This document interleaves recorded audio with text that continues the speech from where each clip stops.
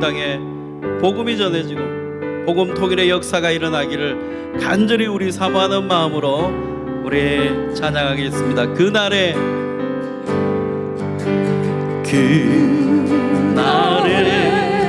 하늘이 열리고 모든 이가 보게 되리라. 마침내 꽃들이 피고 영광의 주가 오시리라. 아멘. 겉들도 구름도 바람도 날마다도 찬양하라 찬양하라 예수를.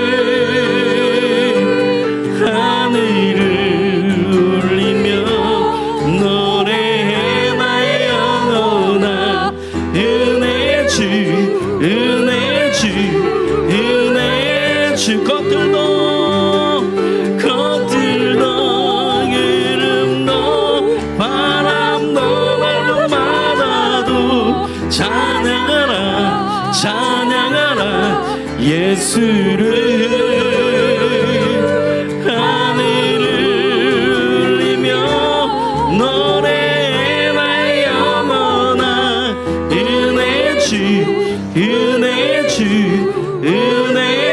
주 우리 10분만 찬양을 하는데요, 10분 동안 우리 일어나서 우리 찬양해 보겠습니다. 옆에 분의 우리 손을 꼭 붙잡고 우리 한번 기도하면서 우리 찬양하겠습니다. 옆에 분 손을 꼭 붙잡고, 하나님 우리 가운데 복음 통일의 일꾼이 되게 도와주시고, 하나님 우리를 통해서 하나님의 역사심이 나타나게 도와주시고, 아버지 이곳에서 하나님의 성령의 불길이 타오르게 해주시옵소서. 옆에 분 손을 붙잡고 우리 기도합니다. 30초만 우리 기도합니다. 우리 싱어들은 후렴 불러주세요.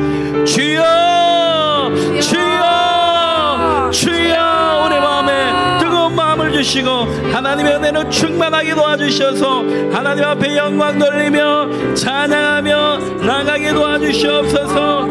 주여 우리 가운데 역사해 주시옵소서. 주님 기름 부어 주시옵소서.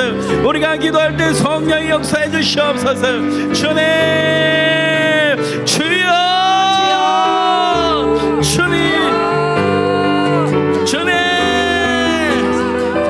주님 기름 부어 주시옵소서. 주여 꽃들도 구름도 바람도 넓은 바다도 찬양하라 찬양하라 예수를. 하늘을 울리며 모래나 영원한 은혜 주 꽃들도 구름도 바람도 넓은 바다도 찬양하라 찬양하라 예수를. 하늘을 울리며 모래나 영원한 은혜 주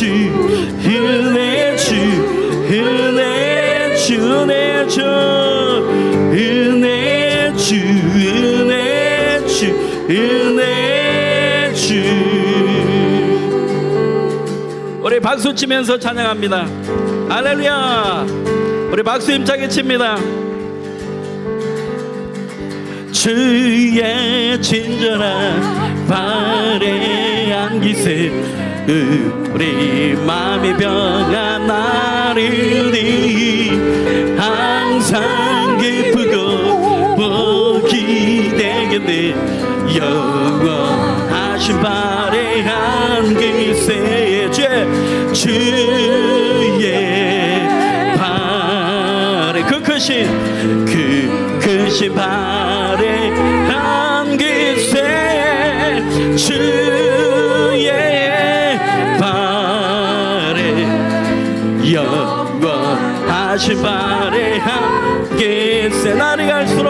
날이 갈수록 주의 사랑 두루 광명하게 비추고 찬송하는 길 편히 가리니 영원하신 발에 안기세 주의 발에 주의 발에 그 크신 발에 안기세 주의 발에 영원하신 발에 안기세 주의 보좌로 나아갈 때에 기뻐 찬미 소리 외치고 겁과 두려움 없어지리니 영원하신 발에 함께 아멘 주의 발에 주의 발에 그 크신 발에 함께 주의 발에 영원하신 발에 함께세 아멘 아멘. 마지막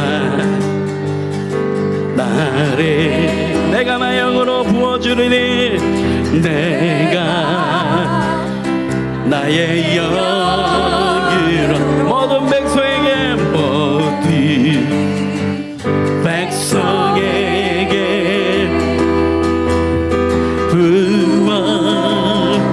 부어주리라. 자녀들은 예언할 것이요 예언할 것이요 아비들은 금을 꾸리라. 주의 영이 임하면 자녀들은 예언할 것이요 예언할 것이요 환상을 보고 꿈을 꾸리라. 성령이여 성령 뛰면서 해요 임하소서 임하소서 성령이여 성령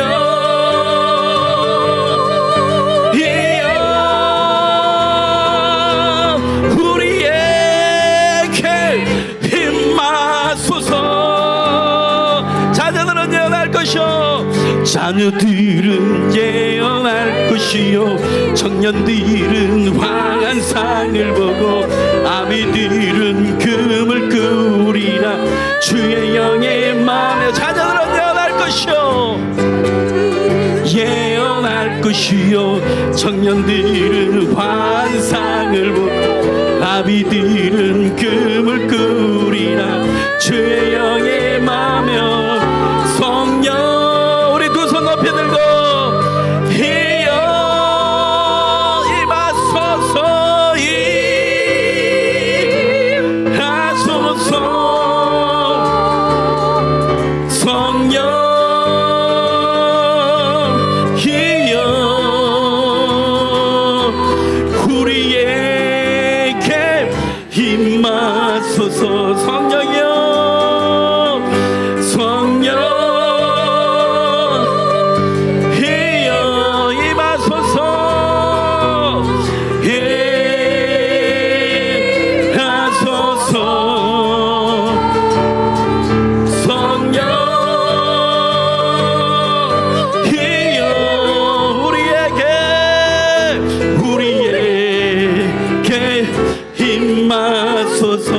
우리에게 임하소서 우리에게 임하소서 아멘.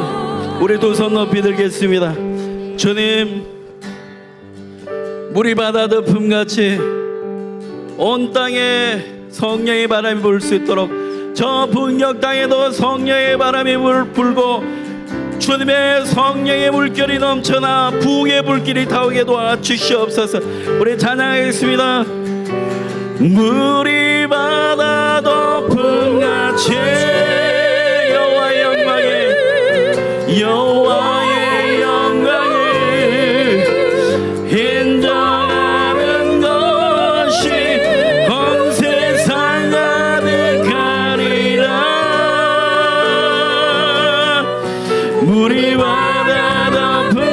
덮음같이 물이 바다 덮음같이 물이 바다 덮음같이 한 번 더 물이 바다 덮음같이 물이 바다 덮음같이 여호와의 영광을 인정하는 것이 온 세상 아득하리라. 물이 바다 덮음같이 물이 바다 덮음같이 물이 바다 덮음같이 우리 두 손 높이 든 채로 우리 기도합니다. 주여 한번 해서 기도합니다. 주여 주님 우리 가운데 함께 해주시옵소서. 성령의 바람이 불게 도와주시고 주님 임자여 주시옵소서. 주님 우리를 붙잡아 주셔서 우리에게 임하여 주셔서 하나님 저 북녘 땅에도 하나님의 역사가 일어나게 하여 주시옵소서. 기름 부어 주시옵소서.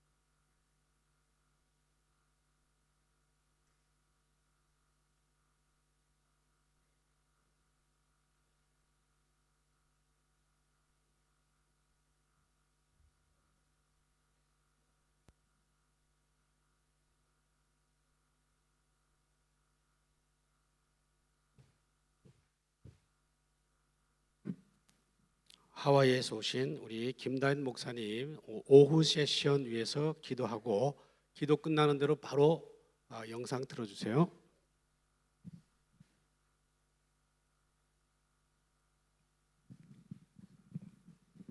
기도하겠습니다.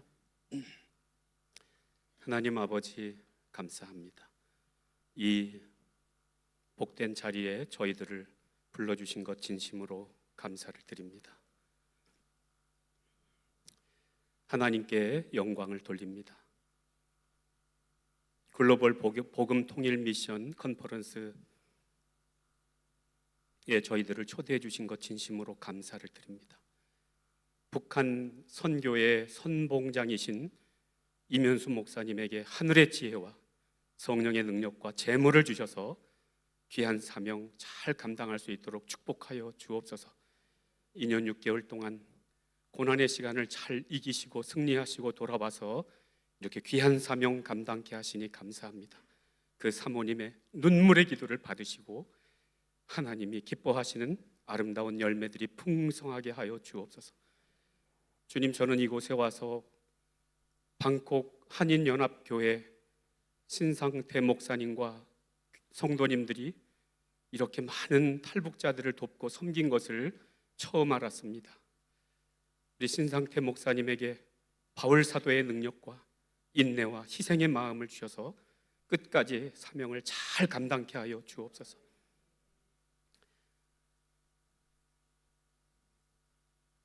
충성된 성도들을 주시고 믿음과 기도의 동역자들을 주셔서 이렇게 탈북자들을 돕는 사명 주시고 또 탈북자들을 통해서 복음 통일을 이루는 일이 이미 이루어졌다고 선포하신 신상태 목사님의 그 선포가 반드시 결실하게 하여 주옵소서. 북한에 아직도 억류된 6분의 전 선교사님들이 계신다는 이야기를 또 들었습니다. 하나님, 저 선교사님들 꼭 하루빨리 돌아오게 하시고 그분들을 위해서 애타게 기다리는 가족들과 또 모든 성도님들, 또 북한 선교를 위해서 함께 동역하던 모든 분들의 바람이 반드시 하루속히 이루어지게 도와주옵소서. 이 컨퍼런스에 동참한 모든 분들에게 성령과 말씀의 감동으로 다시 한번 사명을 일깨워 주시고 북한 선교에 헌신하게 하여 주옵소서. 모든 강사분들을 크게 축복해 주시고 세계 만방 땅끝까지 복음 전하는 사명자들이 되게 하여 주옵소서. 기도로 돕고 또 공항 픽업을 위해서 애쓰시고 주방 봉사해 주시고 제물로 돕고 섬긴 모든 분들을 하나님께서 축복하여 주옵소서. 특별히 박지혜 작가님의 남편 박동욱 집사님, 그 두 손을 주님께서 완전히 낫게 하셔서 다시 안구를 수술할 수 있는 지혜와 총명과 건강과 믿음을 주시고 건강을 회복하여 저 북한의 보건 정책에 크게 일조할 수 있는 믿음의 일꾼이 되게 하여 주옵소서. 하나님께서 이 컨퍼런스가 끝날 때까지 함께 하시고 홀로 영광을 받으시옵소서. 예수님 이름으로 기도드리옵나이다. 아멘.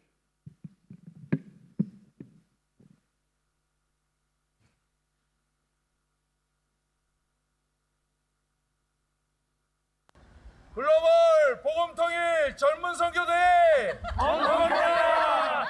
엔지 젊은 선교대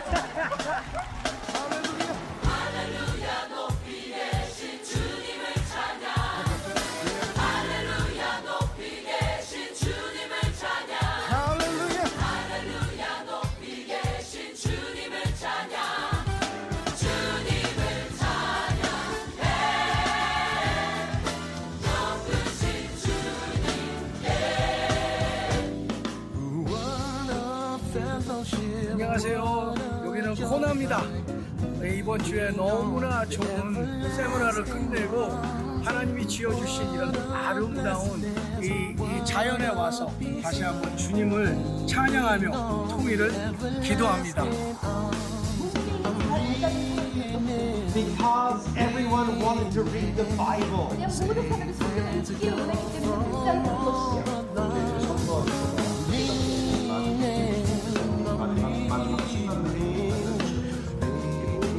남북 통일되는데 조금이라도 힘이 됐으면 하는 바람이고요. 앞으로도 그런 기회가 있으면, 이런 기회가 있으면 많이 동참하고 많이 제가 도움이 될 수 있는 사람으로 거듭났으면 좋겠습니다.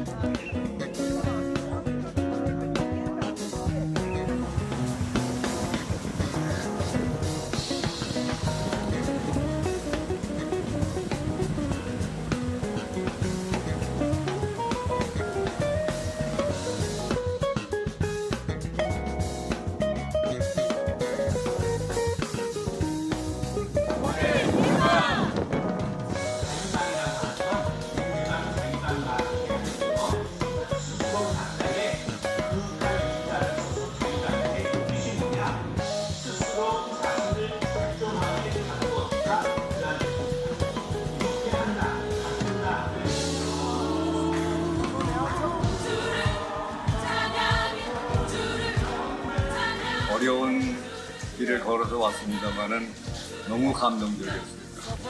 이 감동적인 글로벌 복음통일 컨퍼런스 뜻이 한국 국내에도 그대로 전해져서 거기서 통일의 기운이 아주 무성하게 일어날 수 있었으면 좋겠습니다.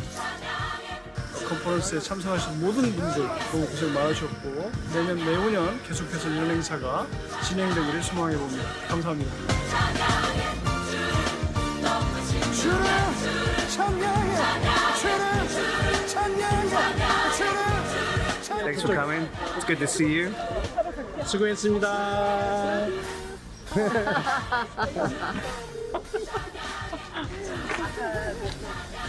수고 많으셨습니다. 축복합니다. 2021 코나 글로벌 복음통일 전문 선교 대회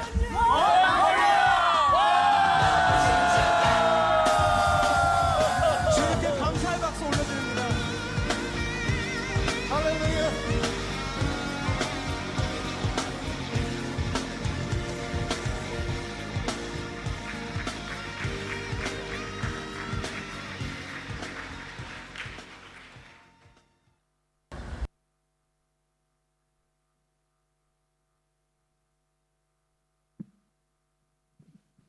하와이 한번 더 가면 좋겠네요.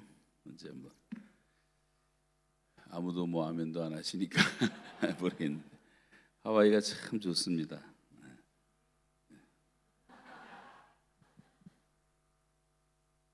다음에 또 기회가 있겠죠. 지금 간증하실 분은 우리 이신혜 전도사님이신데 지금 현재 장신대 대학원 졸업반 마지막 학기를 공부하고 계시고 현재 그 조건의 목사님 계시는 예능교회 전도사님으로 섬기고 있습니다. 초창기 때 와가지고 연세중앙교회 수만 명 모이는 교회에 전교인 성경 암송대에서 당당히 1등을 했습니다. 또 장신대에서도 지금 우등생으로 공부하고 있습니다. 98년도에 친구와 함께 중국으로 건너왔다가 다시 돌아가지 못하게 됐고 2006년에 한국에 입국해서 지금 교회를 잘 섬기고 계시고 슬하에 3 자녀가 있는데 2 자녀도 여기 참석하고 있는데 너희들 있구나. 한번 일어나 봐. 2 딸이 같이 왔습니다.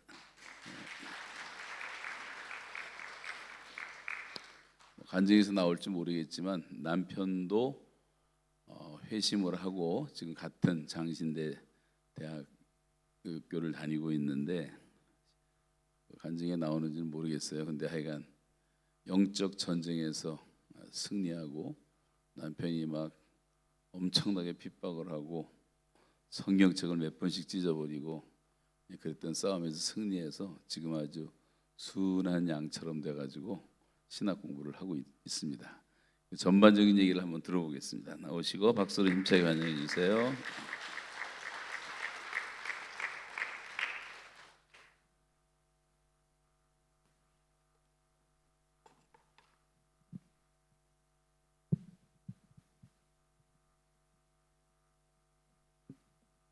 그냥 자리에 앉아서 어떻게 북한 선교에 대한 마음을 품게 되셨는지 들어도 너무 운해가 될 것 같은데 탈북민이라고 이 자리에 세워주신 것 같습니다. 예, 너무 감사합니다. 저희 고향은 함경북도 청진이고요. 바닷가 동네예요. 그래서 어렸을 때 놀이터가 바닷가였습니다. 한 번은 그 바닷가에서 놀다가 그 바닷물에 이제 휩쓸려 내려온 약품을 주셨는데 그 약품이 물에 안 새게 잘 포장이 되어 있었어요. 그 뒷면을 보니까 한국의 그 국제적 위상에 대한 글이 빼곡히 적혀 있었습니다. 어찌 보면 바다는 저에게 예부 세계에 대한 정보를 처음 알려준 존재였습니다. 그리고 또 바다에서 나는 자원 때문에 우리 온 가족이 굶어 죽지 않을 수 있었습니다. 그래서 어찌 보면 이 바다는 저희 가족에게 생명줄과 같은 그런 이제 존재였습니다. 이런 여러 가지 이유로 저는 바다를 참 좋아합니다. 횟수로 18회를 북한에서 살았어요. 그래서 그렇게 오래 살지 않았기 때문에 그리고 사회생활을 못 해봤기 때문에 저희 남편의 말을 빌리면 저는 제가 한 고생은 고생도 아니라고 그러더라고요. 네. 여하튼 북한에 대한 이야기는 어제도 들으셨고 또 오늘 오전에도 들으셨기 때문에 이 시간에는 북한에 대한 이야기는 제가 경험이 그렇게 많지 않다 보니까 좀 생략하고 제가 어떻게 예수님을 믿게 되었는지 그 신앙의 여정에 대해서 좀 여러분과 나누었으면 좋겠습니다. 저의 경우는 북한에 있었을 때 하나님에 대한 그런 이야기를 한 번도 들어본 적이 없습니다. 그런데 이제 하늘을 보면서 저 하늘에 만약 신이 있다면 하늘님이 계시다면 저를 그냥 이렇게 내버려 두지 마시고 저를 좀 도와주세요. 이렇게 이제 빌었던 적은 많았습니다. 예, 그렇게 10대 중반 무렵부터 하나님께 하늘님께 하늘에 있는 신께 이제 기도하다가 중국으로 가게 되었는데 중국에 갈 때는 저의 친구와 함께 가게 되었습니다. 저희 그 중국에 와서 제가 막연하게 찾았던 그 하늘님이 바로 하나님이라는 것을 듣게 되었습니다. 그리고 중국에는 교회가 있잖아요. 그 교회는 하나님을 믿는 사람들이 다니는 곳이라는 그런 이야기를 듣게 되었습니다. 그런데 중국에서는 한 번도 교회에 나가지는 못했습니다. 왜냐하면 직접적으로 저에게 복음을 전해주는 분을 못 만났습니다. 그래서 중국에서 신앙생활을 했다는 그런 분들의 이야기를 들으면 얼마나 부러웠는지 모릅니다. 중국에서 약 8년을 살다가 2006년에 한국에 들어왔는데 참 미안하게 한국에 들어올 때도 정말 쉽게 들어왔습니다. 3국을 거쳐서 들어온 게 아니라 중국 단동에서 여객선을 타고 한 12시간 만에 인천항까지 들어오게 되었습니다. 그리고 이제 처음 국정원에서 예배를 드렸어요. 그리고 하나원에 가서도 열심히 교회에 다녔는데 그냥 이제 지성이면 감천이다 그런 식으로 열심히 다녔던 것 같아요. 이때까지만 해도 저는 성경에서 말하는 하나님이 아니라 제가 만들어낸 그런 하나님을 열심히 섬기고 있었습니다. 하나원을 수료하고 이제 인천에 임대 아파트를 받았어요. 그리고 이제 한국에 정착하기 위해서 또 북한에 계시는 부모님들에게 돈도 이제 보내드려야 되니까 일을 할 수밖에 없었습니다. 그래서 하나원에서 연결해 주었던 그 교회에 몇 번 나가고 그리고 이제 안 나가기 시작했습니다. 그러던 중 직장에서 일하던 탈북민 언니의 그 전도를 받아서 두 번째 교회에 나가기 시작했는데 처음 한동안은 열심히 다녔어요. 그래서 새신자 교육도 받고 뭐 또 세례 교육도 받고 그래서 이제 오늘이 토요일이고 다음 날이 주일인데 주일이 되면 이제 세례를 받아야 되잖아요. 세례를 받는데 그 목사님께서 토요일 날 마지막 시간에 이런 말씀을 하시는 거예요. 이제 정식으로 세례 교인이 되면 11조 생활을 해야 된다. 그런데 다른 내용은 하나도 기억이 안 나는데 이 11조를 내야 된다는 그 말에 제가 시험이 들었어요. 그래서 그 후부터 두 번째 교회도 안 나가게 되었습니다. 이때까지만 해도 저는 하나님은 그냥 신적인 존재로 그냥 믿어졌어요. 그런데 예수님에 대해서는 안 믿어졌습니다. 그리고 복음을 받아들이지 못했습니다. 그러니까 신에 대한 그 이해가 달랐고 그리고 죄에 대한 그 개념도 제가 생각했던 죄랑 그리고 기독교에서 얘기하는 죄랑 개념이 견해가 달랐습니다. 그러다가 부모 형제를 지금 탈북시켜야 되는데 제 수중에 돈은 있었어요.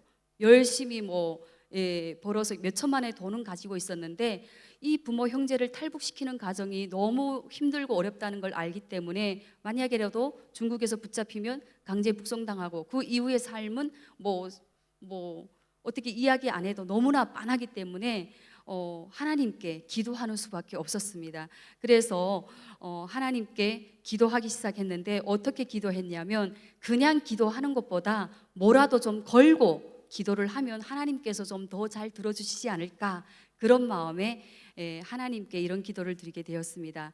하나님 만약 저 북한에 계시는 저희 부모 형제를 무사히 탈북할 수 있도록 하나님 도와만 주신다면 제가 이제부터는 이 도박도 끊고 신앙생활을 열심히 하겠습니다. 이렇게 조건부적인 기도를 했습니다. 이 도박에 대한 말씀을 좀 드려야 될 것 같은데 중국에는 마작 문화가 있어요. 그런데 이제 마작은 중국에서 불법은 아니에요. 그러면서 이제 저도 이제 중국에서 한 8년 동안 살다 보니까 중국 사람들과 어울리면서 자연스럽게 이제 마작을 배우게 된 거죠.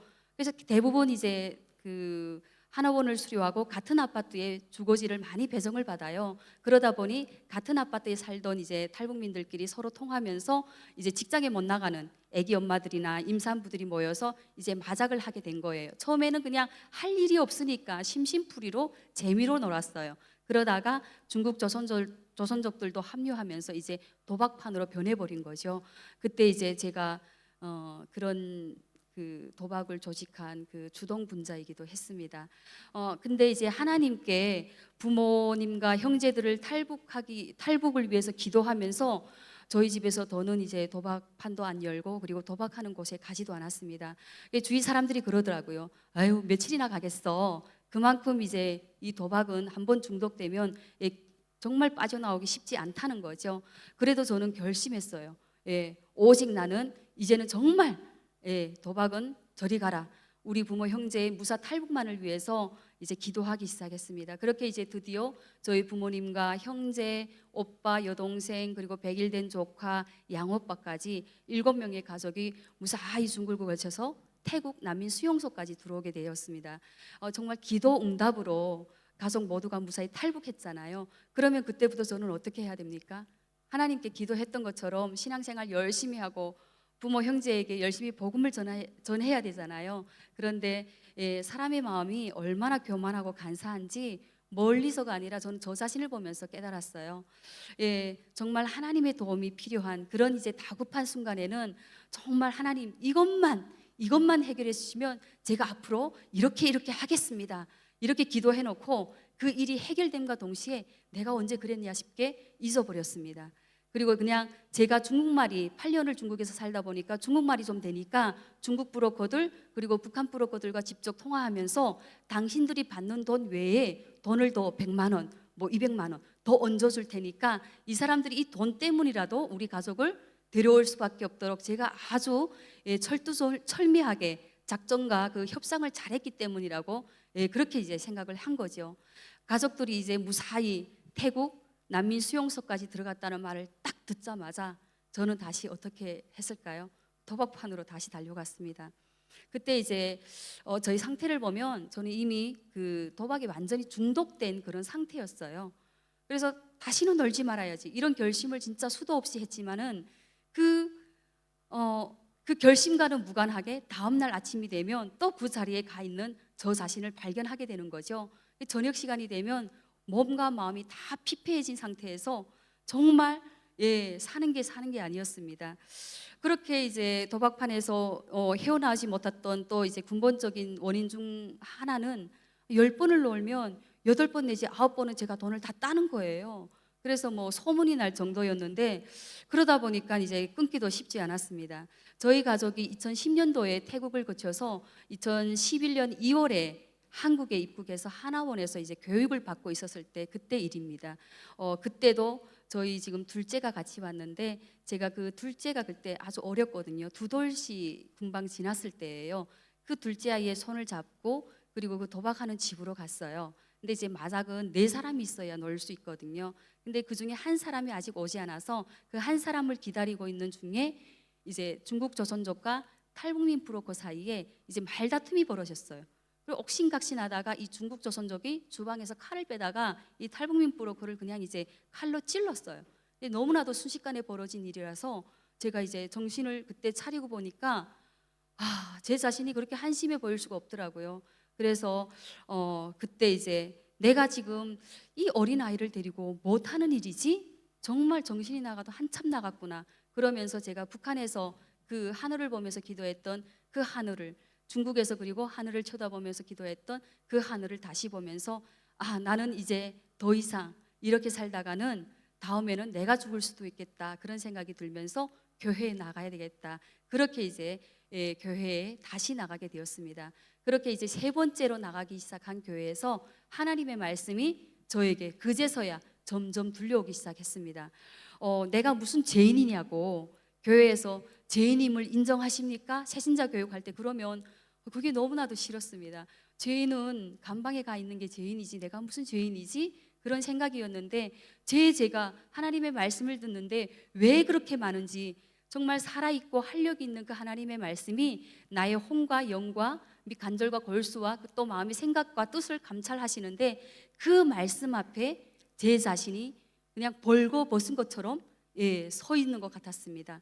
그래서 감히 의자에 앉아 있을 수가 없었습니다. 그래서 교회 통로 바닥에 무릎을 팍 꿇었습니다. 그리고 하나님, 제가 정말 죄인입니다. 저를 불쌍히 여겨주세요.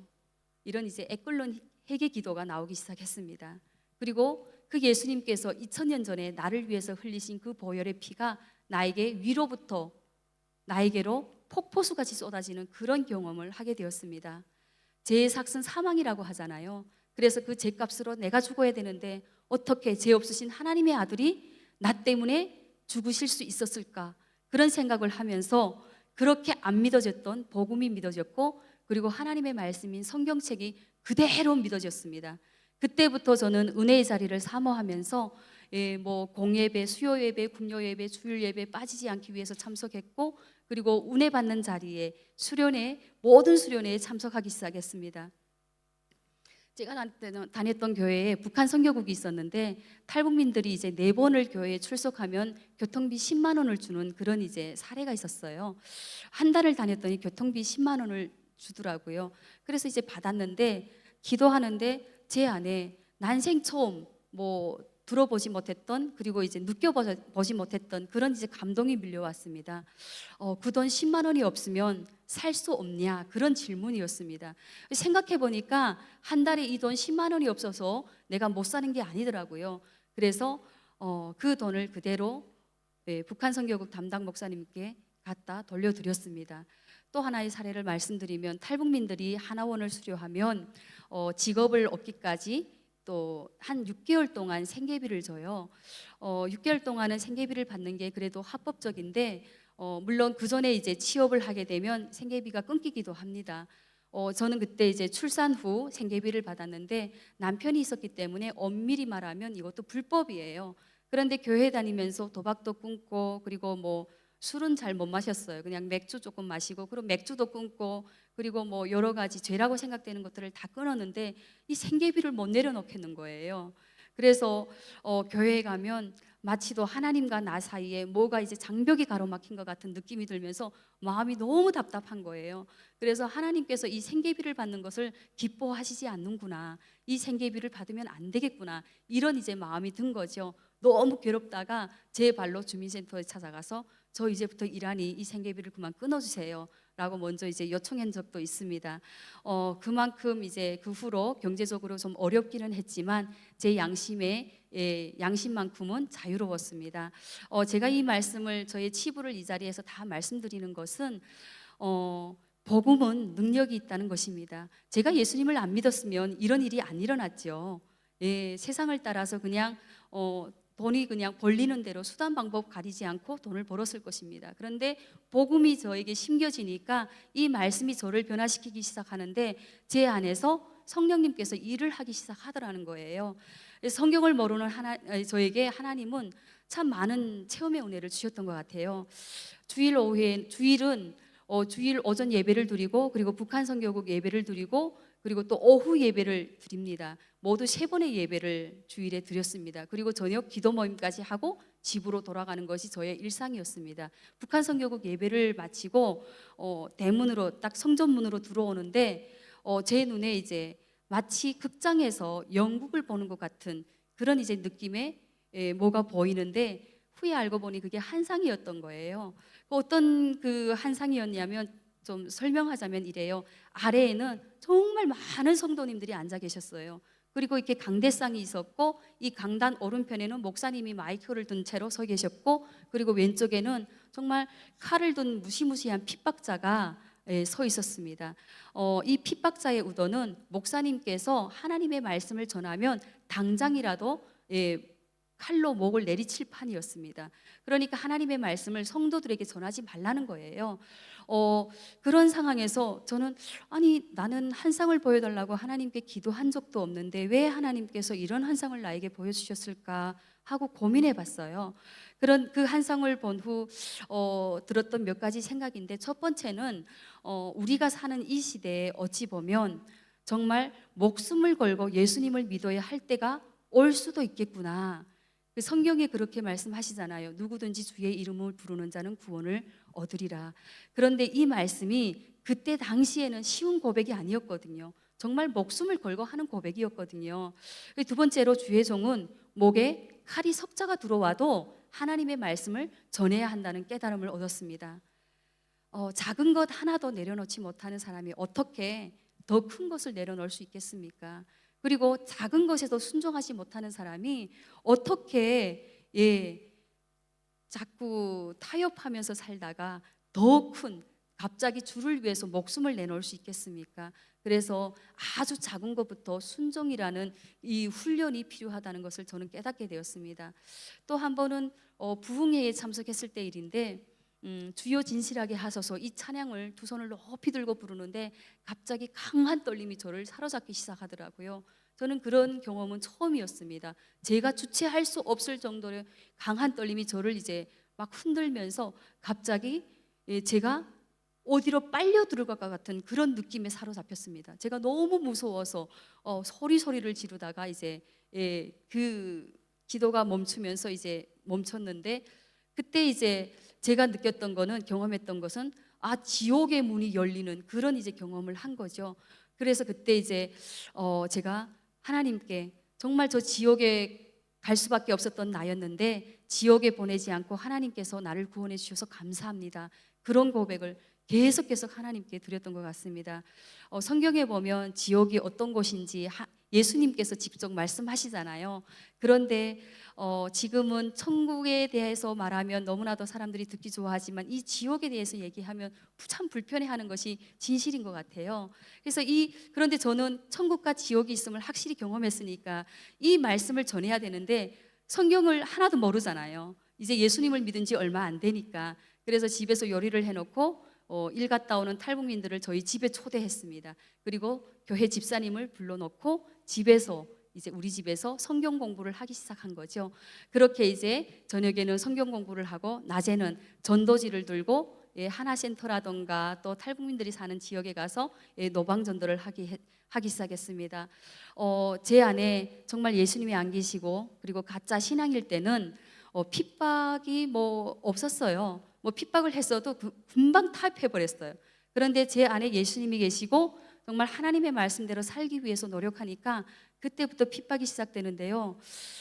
정말 예전에는 11조 때문에 시험에 들어서 교회에 안 나갔잖아요. 그래서 11조를 드리는 게 너무너무 아까웠는데 이제는 예수님을 만나고 나니까 이 11조가 나의 것이 아니고 하나님의 것입니다 고백하면서 하나님께 드리기 시작했고, 그리고 또 북한 선교에 대한 말만 들어도 제 가슴이 뛰니까 그 교회는 선교를 엄청 많이 하는 교회였어요. 그래서 선교 헌금을 하는데 한 구자에 막 50만 원 이렇게 이제 작정 헌금을 하거든요. 그러면 2구자, 3구자 감동이 되는 대로 이제 작정 헌금을 하는 거예요. 그때 이제 사실은 부모 형제를 모시고 오다 보니까 수중에 이제 돈이 경제적인 어려움이 좀 있었어요. 있는 돈을 다 쓰다 나니까. 그런데 이제 하나님을 믿지 않는 남편의 입장에서 저를 보니까 제 행동이 이해가 될까요? 전혀 이해가 되지 않는 거죠. 드디어 제가 미쳤다고 생각을 한 것 같아요. 어느 날 식사 중에 남편이 저에게 이렇게 묻더라고요.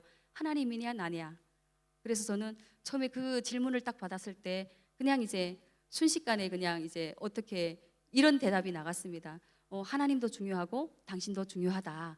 그랬더니 그게 아니라 둘 중에 하나만 선택할 수 있대요. 그래서 저에게 둘 중 하나만 택해라. 그래서 제가 그 말을 딱 듣고 이런 말을 했습니다. 만약에 둘 중에 하나를 선택하라고 한다면 나는 하나님을 선택하겠다. 그랬어요. 그때 이제 믿음은 별로 없었지만은 어떤 마음이 제게 있었냐면 제가 하나님을 선택하면 하나님께서 저와 그리고 저의 가정을 지키실 것이지만 내가 남편을 선택하는 순간 신앙도 잃어버리게 되고 또 우리 가정도 구할 수 없다, 이런 생각이 저에게 있었던 거죠. 그래서 하나님이다 그랬더니 남편이 식사하다 말고 숟가락을 딱 내려놓더니 바로 일어나서 짐을 싸가지고 밖으로 나갔어요. 그때는 정말 당황스러웠습니다. 그리고 우리 집 문제도 우리 집 문제였는데 엎친 데 덮친 격으로 인천에서 예정일 전에 태어난 조카가 일주일을 넘기지 못한다, 이런 소식이 들려왔고, 또 저희 언니도 이제 출산을 했는데 살 것 같지 못하다, 이런 이야기가 저에게 들려왔습니다. 그리고 부모님과 동생네 가정에서도 문제가 터지는데 정말 정신을 차릴 수가 없었어요. 예수님을 믿기 전이라면 이런 상황이 자연스럽게 이해가 될 텐데 예수님을 믿는데 그리고 누구보다도 열심히 믿으려고 노력하는데 나한테 왜 이런 일이 생기지? 정말 이해가 되지 않았습니다. 남편이 저를 조롱했고요. 주위에 저를 아는 사람들이 제가 전도를 하면 너를 보면 무서워, 막 이런 말을 할 정도로 주위의 사람들이 제 상황을 보고 조롱했습니다. 그런데 저에게는 이 모든 상황이 사탄의 공갈처럼 들렸습니다. 너 이래도 하나님이 있다고 생각하니? 너 이래도 예수 믿을래? 사람들의 일반적인 상식에서는 하나님을 믿으면 복을 받아야 되잖아요. 그런데 저를 보면 완전 망했거든요. 남편은 오죽하면 저에게 이런 말을 하더라고요. 제가 희살이 껴서 제가 이제 교회에 다녀서 우리 집이 이렇게 풍지박산이 나는 거래요. 근데 그 말을 듣는데 마음이 너무너무 아픈 거예요. 그리고 이제 집을 나간 남편과 통화를 할 때마다 저에게 이런 말을 합니다. 교회에만 안 나가면 지금 당장이라도 다시 집에 들어가겠다. 그때 저는 그런 상황에서 집안 방바닥에 무릎을 팍 꿇었습니다. 그리고 하나님께 이런 기도를 드렸습니다. 하나님, 남편이 100번 아니 1000번을 저에게 다시 물어봐도 저는 여전히 하나님을 선택하겠습니다. 울면서 하나님께 이 고백을 드렸습니다. 그리고 이제 남편이 집을 나가면서 생계를 제가 책임져야 됐기 때문에 교회 근처로 집을 옮겨야 됐고, 그러면서 저희 이제 기도 생활이 시작이 되었습니다. 매일 2시간 교회 가서 무릎을 꿇고 기도하는데 상황이 너무 힘드니까 기도도 잘 안 나오더라고요. 그래서 강대상 밑에 무릎을 꿇고 앉아서 계속 울었어요. 당시에는 너무너무 힘들고 지쳤지만 지나고 보니까 그 모든 것이 저를 성장시킨 은혜의 도구였더라고요. 2달 정도 집을 나갔던 남편이 교회 근처로 이사한 후에 다시 집으로 돌아왔습니다. 그 후로도 참 많이 힘들었어요. 정말 이 자리에서 다 이야기할 수는 없어요. 그냥 한 2-3가지만 이야기하면, 중국에서 오랫동안 살다가 들어온 탈북민 자매님이 계셨는데 이제 자궁암이 걸려서 온몸에 이제 암이 다 퍼진 상태였어요. 이분이 이제 워낙 몸과 마음이 연약한 그런 상태이다 보니까 이분에게 복음을 전하면 그렇게 잘 받아들이는 거예요. 이분 병원 신방을 갔다 왔는데 보니까 방바닥에 뭔가 이제 한 무더기가 쌓여 있더라고요. 그래서 보니까 남편이 성경을, 집안에 너무너무 화가 나니까 집안에 있는 성경을 다 찢은 거예요. 믿음은 없었지만 한국에 들어와서 유기성 목사님의 주례로 저희 부부가 결혼식을 올렸거든요. 복을 받겠다는 그런 마음으로 그때 이제 주례를 받았어요. 그때 목사님께서 사인해서 주셨던 그 성경책과 그리고 탈북민 10명을 전도했다고 교회에서 준 북구시 성경책까지 해서 뭐 여하튼 성경책이란 성경책을 다 찢었더라고요. 그러면서 성경책만 보이면 찢겠대요. 제가 뭐라 했겠습니까? 찢어라. 찢으면 나는 다시 산다. 그렇게 이제 이야기를 했죠. 그리고 이 이야기는 사실은 다른 곳에서는 한 번도 이야기한 적이 없어요. 그냥 고민하다가 그냥 그래 이야기해야 되겠다. 그래서 말씀드리는 건데 오해는 좀 하지 말았으면 좋겠습니다. 한 번은 교구장님과 탈북민 신방을 갔어요. 그런데 너무 갑작스럽게 이제 가다 보니까 교회에 차량 신청을 못했어요. 그래서 제 개인 차로 교구장님과 다녀오게 됐는데 그때는 이제 날씨가 더웠을 때입니다. 그런데 남편이 갑자기 전화가 왔어요. 꼭 제가 전도하거나 신방 가거나 뭐 여하튼 하나님의 일을 할 때마다 남편에게서 전화가 오는 거예요.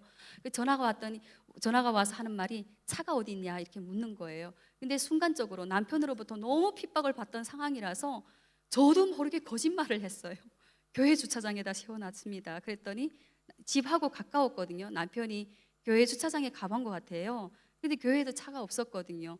그리고 여하튼 신방을 끝내고 집으로 들어왔는데 남편의 이제 얼굴이 심상치가 않아요. 그러더니 바지에서 이제 벨트를 빼는 거예요.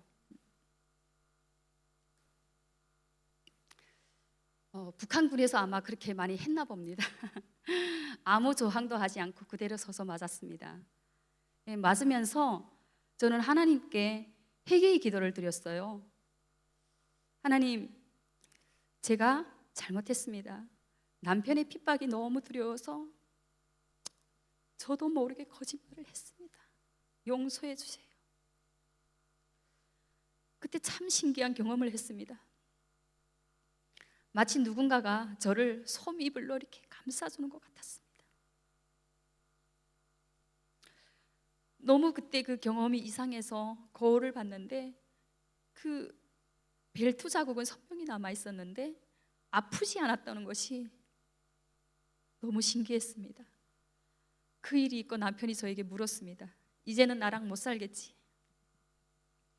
남편은 아마 예상하기로 제가 맞았으니까 너랑 이제 못 살겠다. 당장 이혼하자. 제가 이렇게 나올 줄 알았던 것 같아요. 그런데 제가 남편에게 이런 말을 했습니다. 오늘 일은 전적으로 내 잘못이다. 내가 거짓말을 했으니 100번 아니 1000번 맞아도 싸다. 내가 그렇게 말했어요. 그러니 저희 남편의 입장에서 생각해 볼 때 기가 막히다 못해 진저리가 나는 거죠. 당시 저는 전도사도 아니고 뭐 평신도였어요. 평신도로 전도 다니고 그리고 신방 다니고 그리고 뭐 매일 저녁 교회에 가서 2시간씩 부르짖어 기도하지. 그리고 집에 돌아올 때는 목소리가 다 변성이 돼서 쉰 상태로 돌아오지.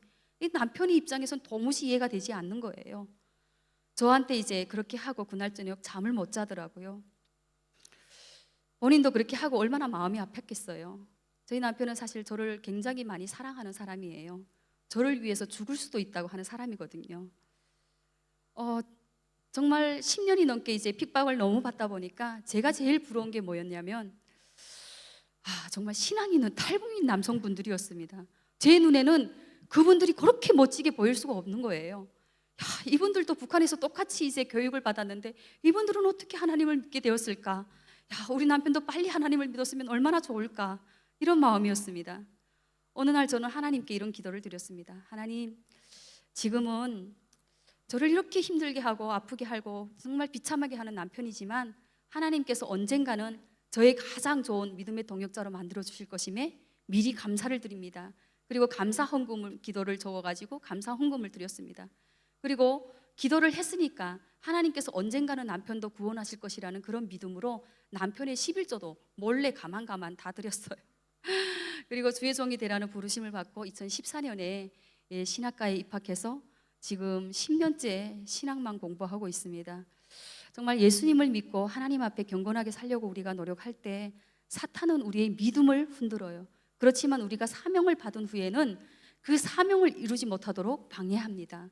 저의 경험으로 봤을 때 사명을 이루지 못하도록 사탄이 제일 먼저 공격하는 것이 가정이더라고요. 그래서 저희는 정말 가정의 숱한 위기를 겪었습니다. 저는 뭐 수요 예배, 금요 예배, 그리고 주일 1, 2, 3부 예배, 저녁 기도 모임까지 그 어느 것 하나도 그냥 쉽게 이룬 것이 없습니다. 한 발짝 한 발짝 그 나갈 때마다 정말 영적인 전쟁이 엄청났어요. 정말 너무너무 무서워서 때로는 도망갈까? 그런 생각이 이제 들 때도 있었지만 자녀들을 보니까 그렇게 못하겠더라고요. 그리고 부모님께도 말 한마디 못했어요. 부모님이 괜히 이제 마음 아파하실까 봐. 이렇게 하나님과 이제 독대하면서 외로운 강야 생활을 하기 시작한 거죠. 이 남편도 이런 저를 수년 동안 지켜봤잖아요. 그래서 제가 이제 얘기를 하면 하나님이 없다 이렇게는 안 해요. 그런데 자기 스스로가 아는 거죠. 나는 교회 갈 수 없다. 왜냐하면 내가 지은 죄가 너무 많아서 이건 하나님도 용서 못한다. 저에게 이제 그렇게 말합니다. 저는 잠자리에서 남편이 듣든지 안 듣든지 계속해서 아니다. 이 세상에 의인은 하나도 없다. 하나님이 우리와 같은 죄인을 부르려고 오셨다. 그 예수님께서 오셨다. 그러면서 때로는 남편이 기분 좋을 때는 소리 내서 기도하고 남편이 기분이 별로일 때는 그냥 가슴에다 손을 얹고 그냥 속으로 기도하고 그렇게 이제 수없는 세월을 많이 보냈습니다. 남편이 한 번은 큰 사고를 당했어요. 그래서 정말 진짜 거의 죽을 뻔했습니다. 그 일을 겪고 나서 얼마 되지 않았을 때 제가 남편에게 그런 이야기를 했습니다. 제가 사역하던 부서가 통일선교부였는데 탈북민이라고는 저 혼자밖에 없었습니다. 그래서 남편에게 내 체면을 좀 봐서라도 같이 교회 좀 가자. 그래서 남편이 10몇 년 만에 설득을 당해서 교회로 가는데 참 믿음이 없이 교회로 가니까 그냥 가서 멀뚱멀뚱 앉아만 있는 거예요. 여전히 믿음이 없었던 거죠. 그때 당시 교회에서 40일 추수감사 새벽 기도가 시작되었어요. 그래서 저희 집 구로에서 신천까지 제가 매일 새벽 기도를 다니면서 하나님께 어떤 기도를 하기 시작했냐면 그러다 보니까 제 이제 남편과의 그 싸움에서 영적인 싸움에서 제가 너무 지쳐가지고 저희 신앙이 바닥을 칠 때였어요. 그때 제가 이면수 목사님을 만나게 되었고 정말 하염없이 너무 많은 눈물을 흘렸고 그 교회에 나가서 기도하면서 하나님께 이런 기도를 드렸습니다. 하나님께서 이제 어디로 보내시든지 가겠습니다. 그렇게 40일이 지난 후에 저에게 부담스러운 마음이 하나 생기기 시작했습니다. 탈북민 목사님이 개척하신 교회인데 신학생들을 성경 공부를 가르친다고 해서 궁금해서 한 몇 번 가봤어요. 그런데 그 교회에 있는 아이들을 섬기라는 그런 이제 마음이 들어온 거예요. 근데 그때 당시 보니까 그 교회에 전도사들이 몇 명 있었어요. 내가 받은 이 마음이 맞나? 좀 이렇게 아리송해가지고 주일날에 직접 가서 확인하기도 했었습니다. 그때 저는 선결교단에 있었어요. 그리고 이제 그 탈북민 목사님의 교회는 장로교단이었기 때문에 저를 이제 뭐 탈북민 사역자로 받아줄 그런 의향도 없었고 그러면 이제 사례비도 저에게 줄 이유가 없었던 거죠. 그런데 저는 하나님께서 말씀하시면 그냥 교사로 가서 섬기라고 해도 섬길 수 있었어요. 그런데 이제 금방 교회에 나가기 시작한 그 남편을 생각하니까 너무너무 마음이 아픈 거예요. 그래서 이걸 어떻게 해야 되나 하면서 설거지를 하고 있는데 저에게 이런 말씀이 들어왔어요. 너희는 먼저 그의 나라와 의를 구하라. 그리하면 이 모든 것을 너희에게 더하시리라. 그 말씀을 제가 듣고 남편이 일하고 돌아온 남편에게 제가 이야기했습니다. 여보, 이렇게 하나님께서 저에게 이런 마음을 주셨는데 내가 아무래도 그 탈북민 목사님 교회에 가서 교사로 섬겨야 되겠다. 그런데 지금처럼 전도사로 가는 게 아니니까 사례비는 없을 것이다. 이렇게 말했더니 남편이 처음에는 펄쩍 뛰더라고요. 왜 그렇게 대우도 받지 못하면서 그 교회 가서 섬길 이유가 뭐냐. 그러면서 내가 만약에 그 교회에 가면 자기는 다시는 이제 교회 안 나간대요. 뭐 제가 예상했던 바죠. 그렇게 해서 저는 남편이 승낙을 해서 교회, 탈북 목사님 교회로 가게 됐고 남편은 그 후부터 교회로 안 나갔어요. 그렇게 이제 한 달이 지났는데 남편이 제가 다니는 교회가 조금 궁금했던가 봐요. 그러면서 그냥 지나가는 말로 던졌어요. 한번 같이 가볼까? 예, 그게 21년 4월이었습니다. 몇 번 미루고 하다가 자기가 한 말이 있으니까 결국 이제 가긴 가는데 가면서 불평불만을 막 쏟아내더라고요. 그 이유는 교회가 너무 멀다는 거예요. 저희 집이 이제 구로였고, 예, 그리고 이제 교회는 노원구에 있어서 차로 가도 안 막힐 때 한 1시간이 좀 넘는 거리였습니다. 남편이 가면서 오늘이 처음이니까, 예, 처음이자 마지막이니까, 예, 저보고 그렇게 알래요. 말은 못하고 하나님께 속으로 기도했습니다. 하나님 들으셨죠? 남편이 오늘이 처음이자 마지막으로 한 번만 교회 간대요. 하나님께서 좀 어떻게 해주세요. 그렇게 하고 이제 교회에 도착했습니다. 그때 이제 교회가 지하 상가에 있었는데 교회 간판도 잘 보이지 않았어요. 남편이 교회가 어디냐고 물었습니다. 예, 일부러 제가 대형 교회를 찾아다닌 건 아니었지만 어떻게 하다 보니까 대형 교회만 다니게 되었습니다. 그런 제가 그 지하로 들어가는 모습을 보니까 남편이 한심하게 느껴졌던 것 같아요. 그러면서 저보고 이렇게 말하더라고요. 아니 점점 추락해서 저 위에서 이제는 지하로 내려가냐고 그러더라고요. 그러면서 아예 저 북한하고 가까운 파주까지 가지. 그러면서 계단으로 내려가는 저의 뒤통수에 대고 막 뭐라고 하더라고요. 처음이자 한 번만 마지막으로 나간다고 했잖아요. 그랬던 남편이 그날부터 성경 공부까지 참석하게 되었습니다. 그러면서 남편에게도 하나님의 말씀이 점점 들리기 시작했습니다. 또 그 무렵에 TMTC 사역 중에 통대연 탈북민 신학생 수련회라고 있어요. 제주도에서 했는데 남편이 그 수련회에 참석하게 되면서 그때 여러분들처럼 이 자리에서 북한을 위해서 기도하시는 그분들의 모습을 보고 크게 감동을 받았어요. 그리고 거기에 온 많은 탈북민 신학생들의 간증을 그 사람들과 교제하면서 들으면서 은혜를 받게 되었습니다. 그래서 제가 그때 남편에게 지금까지 죄만 짓고 예수님을 핍박하면서 살았는데 이제 우리가 살면 얼마나 더 살겠냐. 우리의 남은 삶을 깔끔하게 하나님께 좀 드리자. 그렇게 이야기를 했습니다. 남편이 성실한 사람이에요. 그리고 욕심도 많고요. 세상적으로. 그래서 정말 투잡, 많을 때는 수리잡까지 이제 일을 했었습니다. 그래서 열심히 이제 돈을 벌어가지고 나중에는 자기 이제 개인 운수업까지 해서 정말 저희 5 식구 사는 데는 먹고 사는 데는 지장은 없었어요. 그런 남편이 자기가 이제 일을 안 하면 당장 우리는 뭘 먹고 살지 이게 제일 걱정인 거예요. 그래서 그런 남편에게 제가 우리가 먼저 우리를 책임지시는 하나님을 만나지 못하면 우리가 어떻게 다른 탈북민들에게 하나님이 함께 하신다, 하나님이 너를 책임지신다, 하나님께 내 삶을 좀 맡겨봐, 이렇게 메시지를 전할 수 있겠냐. 우리가 먼저 그 하나님을 만나자, 경험하자, 체험하자. 그래가지고 남편도 설득을 당해서 지금 함께 공부를 하고 있습니다. 이제 말씀을 마치려고 합니다. 예수님께서 가이사랴 빌립보에 이르렀을 때 제자들에게 사람들이 나를 누구라고 하느냐 이렇게 물었잖아요. 그런데 그 대답이 시원치 않았는지 제자들에게 다시 묻죠. 너희들은 나를 누구라고 하느냐.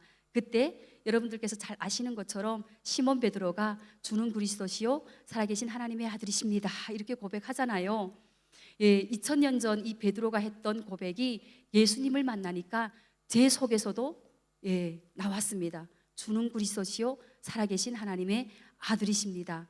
이 고백이 앞으로 저 북한에서 그리고 중국에서 러시아에서 유럽에서 그리고 열방 가운데 고백되어지고 그 고백 위에 하나님의 주님의 몸된 교회가 세워지기를 간절히 소망합니다. 네, 감사합니다.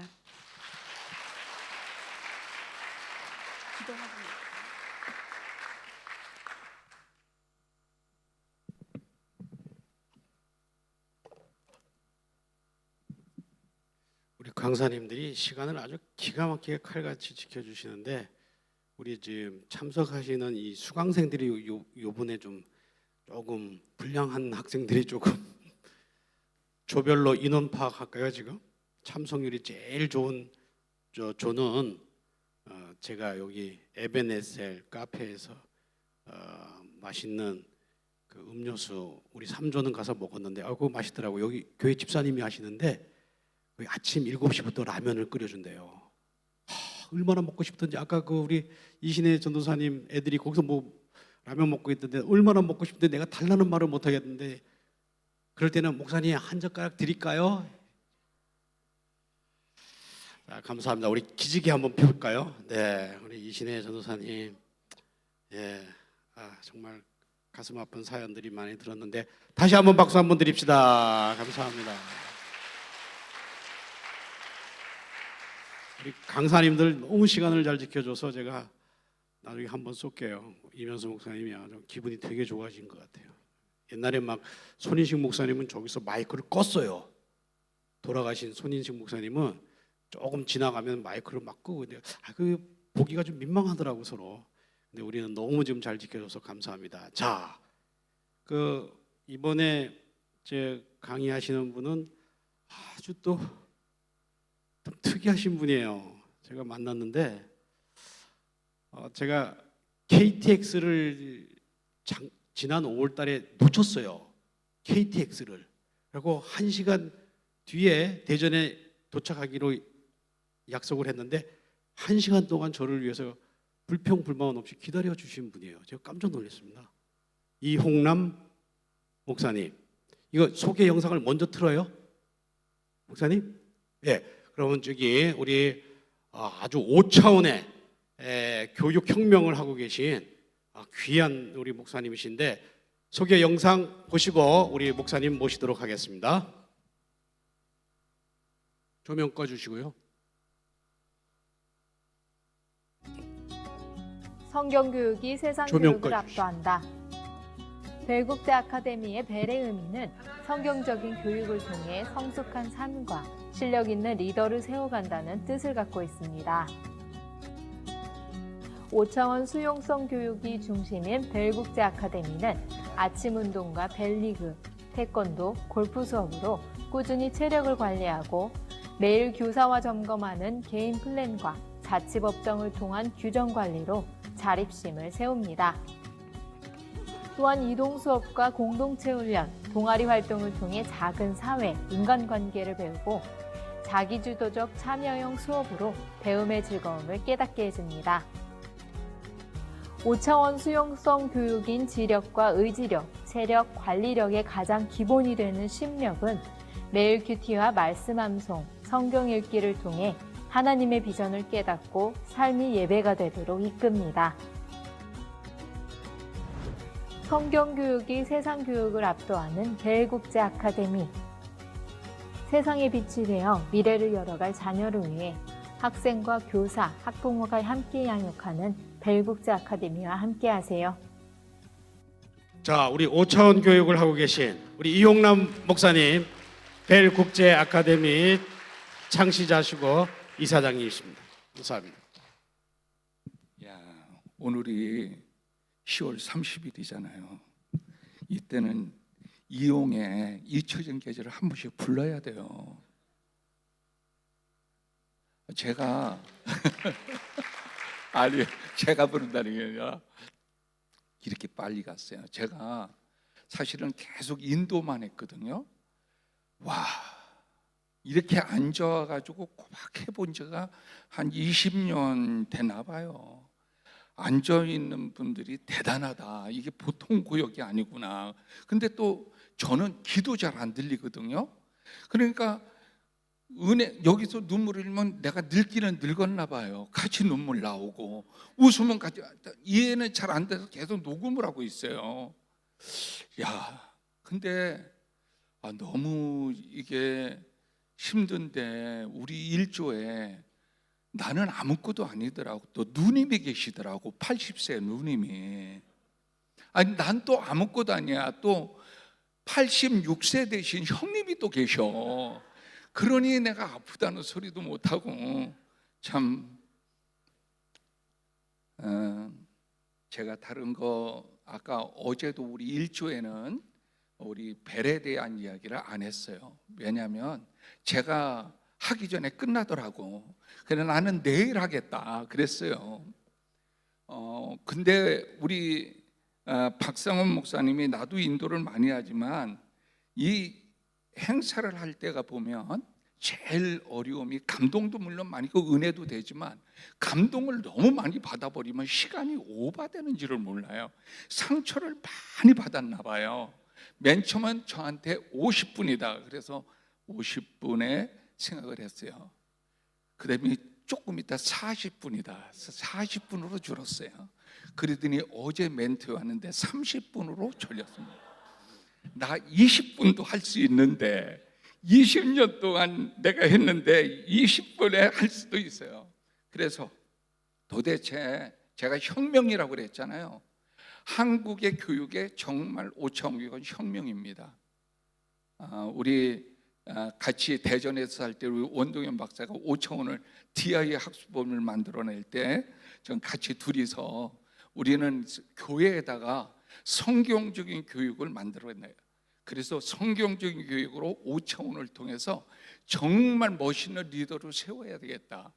그렇게 해서 5차원 벨이라는 단체가 30년 전, 29년 전에 한국에 던졌습니다. 벨이 뭐 유진벨이 아니고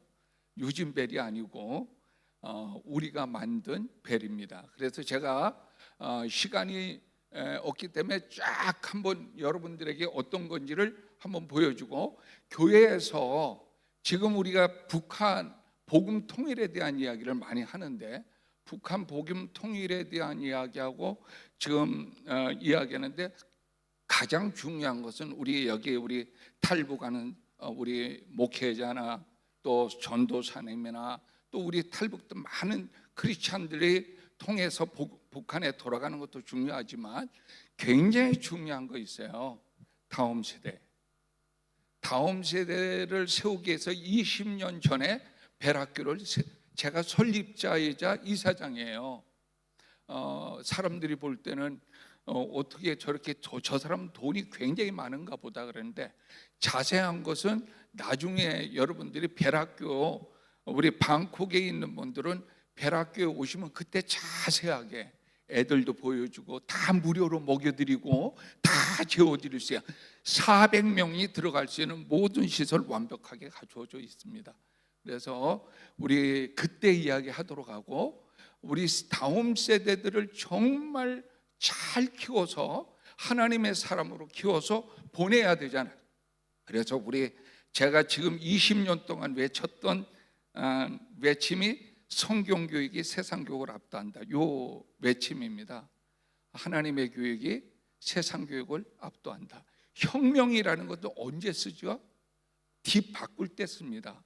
한국교회의 성적과 과외 뭐 이런 걸 해가지고 성적으로 해서 대학교만 보내려고 하는 그런 것이 우리 한국의 교육의 정서인데 그때 당시에 20여 년 전에 성경교육이 세상교육을 압도한다는 이 외침을 외롭게 했거든요. 근데 놀라운 역사가 많이 일어났죠. 도대체 이 벨은 어떤 것에 벨을 떴는가를 잠깐 이렇게 슬라이드로 쫙 보여주면 나중에 자세한 거는 여러분들이 벨학교 올 수 있도록 해주시고, 자, 벨 유진벨이 아니고 벨이란 계속 띄워주세요. 쫙 올려가요. 바이블 에듀케이션 라이프 리더십의 약자입니다.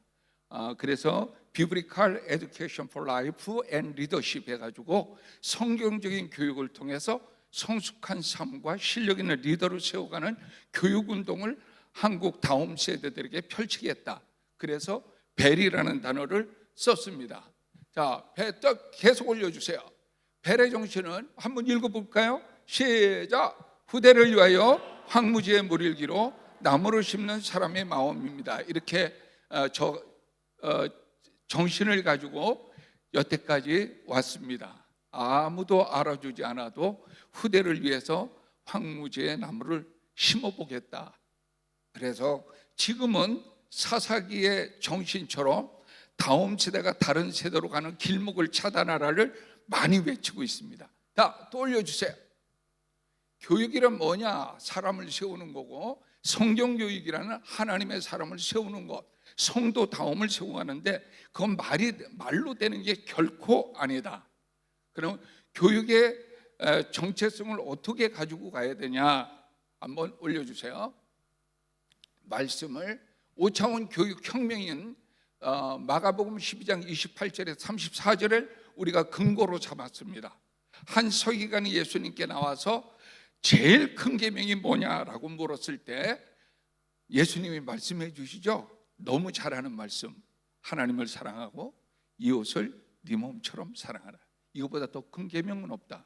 그런데 중요한 거 말씀해요. 사랑하는 방법을 말씀해 주셨어.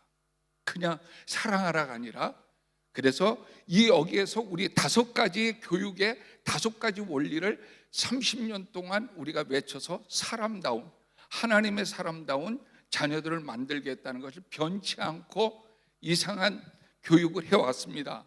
첫 번째가, 자, 또 올라가 주세요. 계속 이었으니까.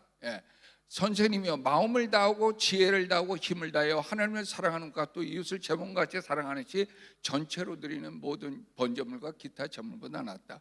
그래서 베라교의 제일 근요, 어떻게 따스한 사람, 어떻게 하나님의 멋진 사람을 만들어낼까.